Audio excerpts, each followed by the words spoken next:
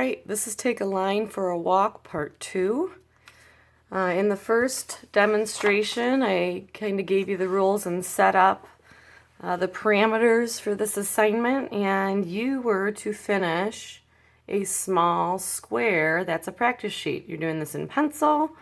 If you make a mistake, you're erasing or you're flipping it over on the back. When you are done, write your name on it and give it to me. This is your ticket to start the project. So on your project, all the same rules apply, except you're going to be doing it now on a larger piece of paper. So this is going to be your project paper. It's much larger. It's going to take a longer time. And then instead of a pencil, you're going to use some type of marker, a fine line marker, or a gel pen, some pen with like a thicker point on it. So my favorite is the Papermate Flare. It's got a nice fine felt tip point. You could also use like a skinny Crayola marker. I would not use a regular Crayola marker. If the marker you're using has one of these tips where you can make a thin line or a thick line, you're going to want to use the thin line, so you might want to practice on an extra piece of paper first to see if this is doable.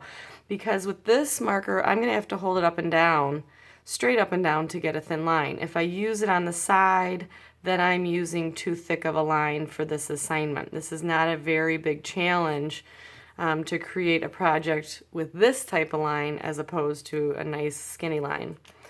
The other pens you could use, this is a Uniball Vision. I like this one because it's pretty much waterproof. So it's a wider tip, gives me the control, and then once it's dry, if I happen to get it wet, it's not really going to smear or smudge. Or if I want to take it home and it were to rain on it, it's not going to be a huge problem. So that one's okay. Here I have another felt tip pen.